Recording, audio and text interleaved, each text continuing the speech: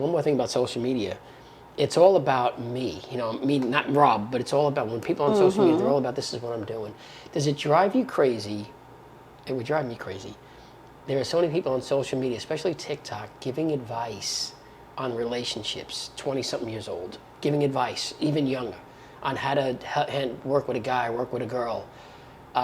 No experience whatsoever except their own personal dating, giving advice on all sorts of stuff, losing weight and everything else. It's dangerous. Yes. It's dangerous to a certain degree, and but I do have to say, I'm not on TikTok and stuff like that, but I do have to say I don't know of anyone doing that that's ever misrepresented themselves as a professional. No, that's true. That's a good thing that no one misrepresents themselves as a professional, but people do want a quick fix. Oh, hell yeah. And so it's so easy for people to just start listening to that stuff, and it's dangerous and it's detrimental. And Yes. a lot of it is hate mongering too. Things that a person is directing their own like personal narrative, and it's not grounded in anything. Right. It's not grounded in anything except what they've experienced or what they think to be right or true. That's right.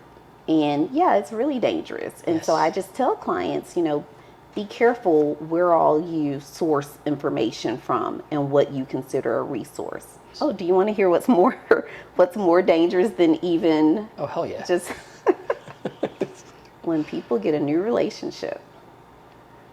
Because oftentimes a mate, a partner, boyfriend, girlfriend will tell the person that's in therapy, you should be able to come to me for all your problems. You should be able to talk to me about everything. You don't need that therapist. That's right. And Wow. then they come to therapy and they tell you that the person said that. And then they're like, yeah, and they think that, I'm doing good and that the only change I need to make is, and then there's this laundry list of the stuff that this new person that says they're going to love you forever thinks you need to change, but you think you want to listen to that. That's the most dangerous thing. Yeah. Funny. All right, so Lola, and it's a hard question, but can you think about what is your best day ever and what is your hardest day? Actually, let's go to the hardest day if you can, or one of your hardest days. One of my hardest days. So one of my hardest days was back when I was a part of the forensic psych team at the Harris County Jail, and a job that I really enjoyed, by the way. Yeah. Loved it. But one of my hardest days was a day when I fell ill at work, and I had been having different symptoms for years and years, but I was getting progressively sicker and sicker and sicker. And any specialist I went to, I was like, they couldn't tell me anything.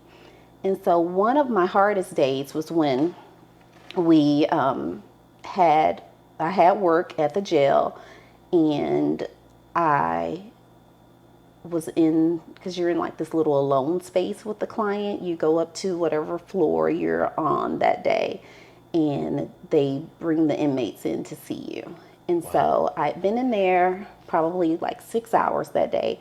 And when I got ready to leave, I couldn't stand. And I tried and tried and tried, and I just couldn't stand. Phones don't always work in the county. Holy cow. Yeah, and so I was up there for a long time, and I just figured, okay, somebody will notice that I'm not back at my desk, and they'll come and they'll get me. And Wait. I apologize for jumping in, but what about the guy you're talking to? Oh no, the clients, they come and go. So Okay. I'm sitting up there finishing, on my laptop and doing everything, and so yeah. Wow. Okay. And eventually someone came up, and the woman that came up, she's like, Lola, we were wondering what happened to you. And I was like, something weird is going on, and I can't stand. I can't. She was like, you can't. I was like, no, I can't. And so we just stayed in there chatting for a while, and then finally I was able to stand and go.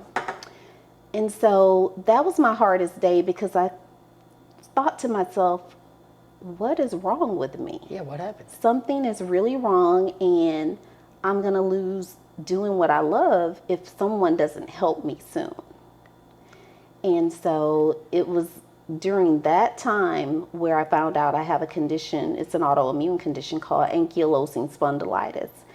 And when I found the doctor that finally diagnosed me, she told me, she's like, you're about 2 years out from being completely paralyzed. I'm so glad that you're here. And these symptoms started probably when I was 22, 24, and just would progressively get worse. Symptoms such as these unbelievable, horrific bouts of sweating, night sweats in particular, but not like, oh, I woke up, I'm a little sweaty. No, you could wring a pillowcase and liquid would come out, that sort of thing. What else would I have? Hip dysplasia. So this sharp shooting pain through my hip and up through my back. And I remember during undergrad, that's when I started experiencing that particular symptom. And I had a professor that suffered with MS. And I used to, we would get on campus about the same time. And so sometimes I would, if he was in the middle of a flare, I would help him to the classroom by getting all his stuff, because he would have to wear braces on both arms if he was in the middle of a flare.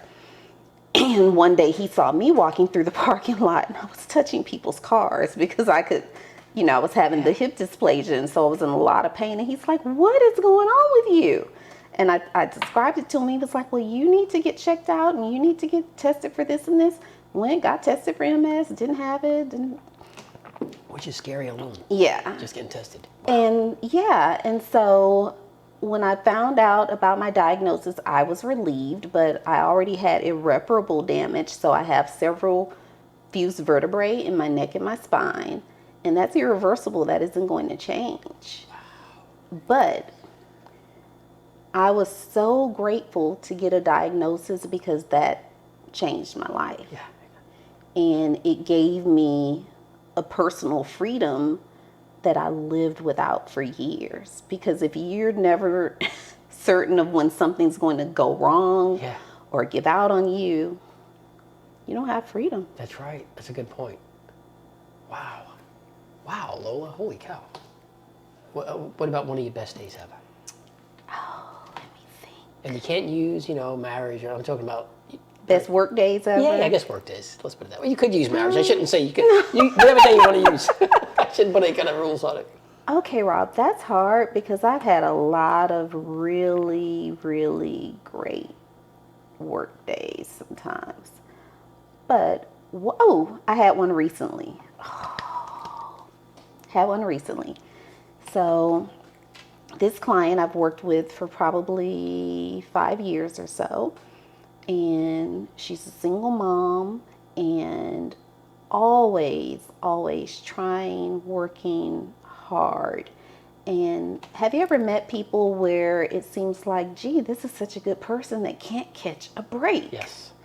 And that was sort of what had been going on with her. And it's hard to keep encouraging or have it be convincing when someone keeps having obstacle after obstacle, like slam them down to the ground and step on them. Yeah. And she was literally running into these things. But I told her when she returned to therapy, and she would have to take breaks because of finances or this or that. And I told her when she returned to therapy this year, I said, this is it.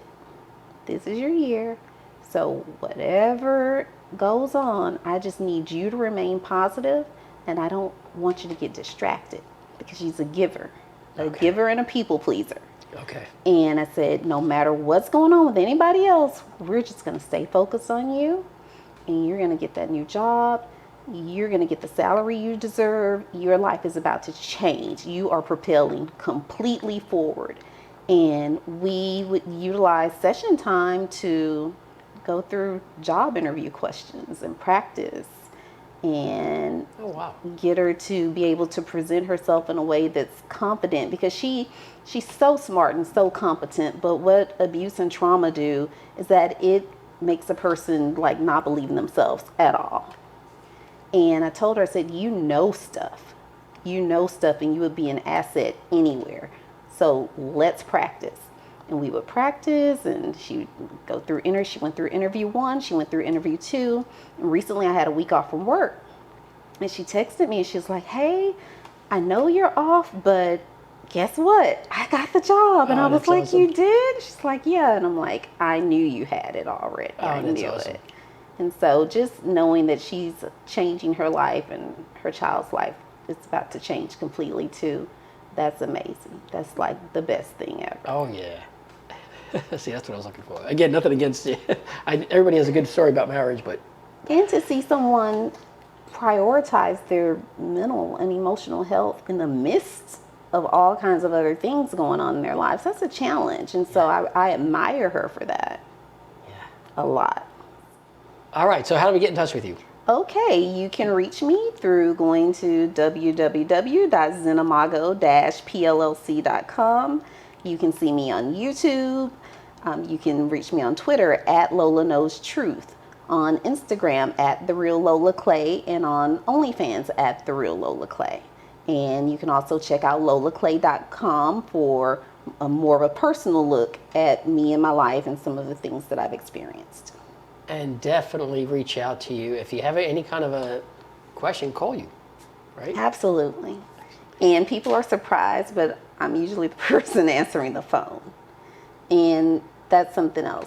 Always answer the phone, the door, whatever, because you never know when opportunity is going to knock. That's a great ending. Perfect. Thank you very much. Thank you.